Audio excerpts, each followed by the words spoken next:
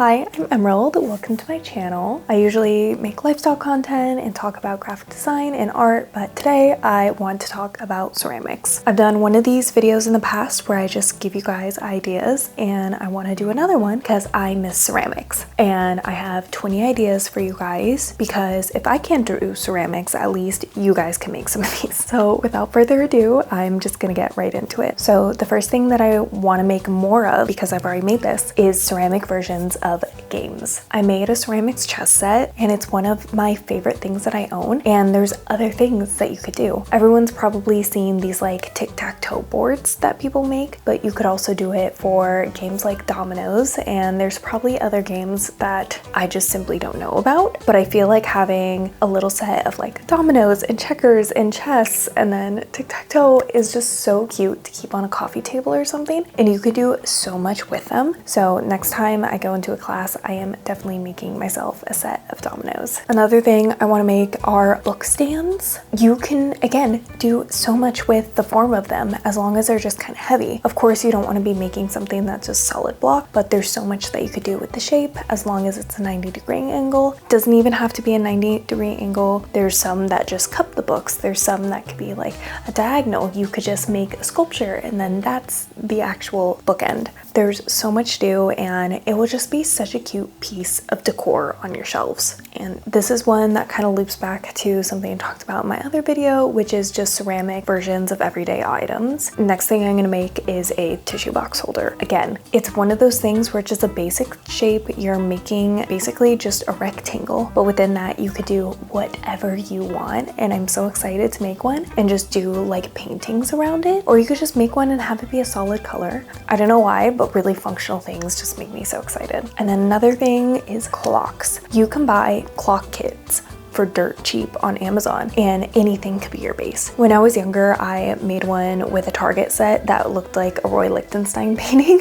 So I just painted this on just the little set from Target, and I want to do the big boy version of that where the actual plate itself is ceramic. And you could do some stuff. There's one where somebody made it look like an old school like cuckoo clock and just painted all the detailings on. You can make it as minimalist or as maximalist as you want, and it doesn't even have to be a circle. You can make it a sunburst or cloud or flower or whatever you want it to be. It will be, and you can just really make something special and cute on it. And then also, if you want just an easy one, ceramic spoons. It sounds gross, but something about a ceramic spoon just makes me so happy. They usually come out very thick and odd, but something about stirring my coffee in the mornings with a ceramic spoon brings me so much joy. They're super easy to break, and when I've made them, I have had them break in the kiln, so don't get too excited about them, but just make like 5, maybe 2 of them will turn out, and you'll have a really non-functional spoon that just feels nice. I don't know, there's something about it. I just like them. And then up next, last video I talked about how you can make your own buttons in ceramics, but you can also make your own beads. And I feel like people have been doing these all over TikTok, like the little polymer clay charms and beads, but you could also do them just straight up with ceramics. So you can have just normal beads that you fire, or you can hand paint them or do charms, and just using like a nice porcelain and making a bunch of these. You would have to figure out a good way to actually fire them and do your research on if you can put fasteners in it and you know what your kiln fires at and all of those things. It's always best to just ask the staff at your studio about these because you don't want to hurt anybody else's work, but there are definitely ways to this, and it could be so cute having your own like custom necklaces and little charms, and you can put them on keychains. You could do anything with charms, and I want to make custom little beads. Another functional thing that I love is a butter dish, because I wouldn't use this one because I put my butter in my fridge, but if you don't, a butter dish is something that is just always out on your counter, and might as well just make it cute and homemade and do whatever you want with it. And then this one is kind of old school, but I remember when I first started taking ceramics classes when I was in like elementary school, one of our first projects was making little like garden trinkets. So I remember remember making a bunch of ceramics mushrooms and giving them to my grandma. And there's so many little things that you could do for houseplants if you have them.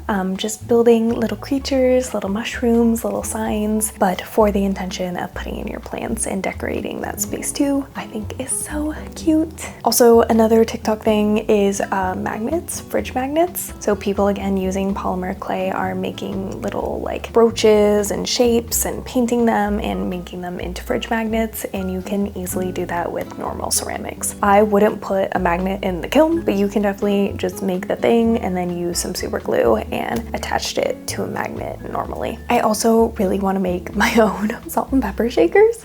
It sounds silly. The only thing that you would have to buy are like the plugs for the bottom, unless you can figure out a way to like get around that. I don't mind just buying them. You could probably find them from like Amazon or something, but having little custom salt and pepper shakers sound so cute. I just want to make anything that isn't just like mugs and bowls, because I have too many mugs and bowls that I made. I want everything to be ceramic. So if you haven't made a little ceramic salt and pepper shaker, you can very easily make one. And similar to that, you can buy the little tips of like olive oil bottles on Amazon as well, and then make your own vessel. So you can have just like a little custom olive oil bottle. And it doesn't have to be an actual bottle shape, because I know that's quite hard to do, especially in the wheel or if you're a beginner, but you can make whatever shape is best for you and then just kind of do the math on how big the actual like opening has to be, and then you have your little olive oil thing. And a lot of them have cork, so they're pretty forgiving. So there is some like room for error for that. And then kind of similar to that, last video I talked about how I want to create a bunch of dishes that are like hyper specific for things. I've been seeing these, which are like one step further, which is just like the ultimate charcuterie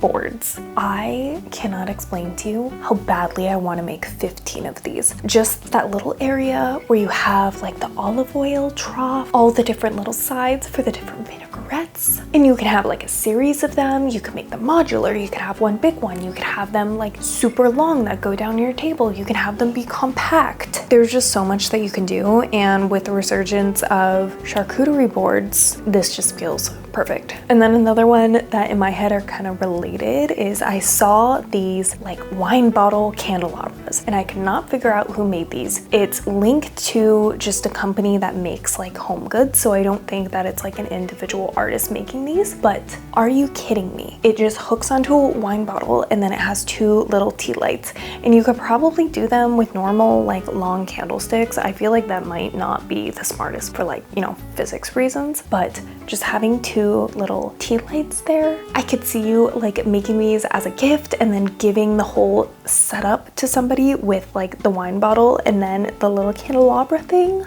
I don't even drink, but like I want these. I want this and my Pellegrino on a fancy night looking at the ocean. Something that I also want to make is a like tea light wax warmer.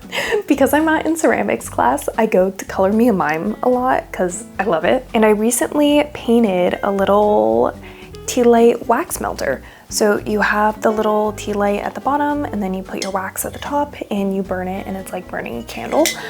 There's a bunch of different ways to make these, all of which are much easier than the one that I have right now, but making a little like wax melt sounds so cute. I get so much use out of it. I use this brand of wax because it's like non-toxic, blah, blah, and it smells really good. And they look like gummy bears and like you got me. But like having these all over the house or giving them gifts just seems so cute, and I want to make some more of them because I use this way more than I use actual candles. Another thing that I'm a little bit obsessed with is making your own tiles to make a mosaic with. And I know this is kind of convoluted and there's too many steps, but just being able to make these kinds of things, even if you just make individual tiles and have them as like coasters, I love the idea of. And if you were to just make a bunch of little smaller tiles and then turn that into like the top of your table or an art piece, or like there's a lot of inspiration that I was taking from cities where they have mosaics and putting that up on a wall or outside, or if you want to put it on a planter. I just love the idea of really being able to like tailor your glazes and make really unique shapes into a mosaic. So that one's that one's not quite just a ceramics idea, but I still really love it. I also have a different version of a frog. So I said on my my last video like bud vases and showed a couple different options of frogs, but I've been seeing these ones. I think people are making them on TikTok in like polymer clay or air dry clay, which like if you're doing air dry clay and it's also by water, I don't really think that that's gonna work well, but this is perfect for actual ceramics.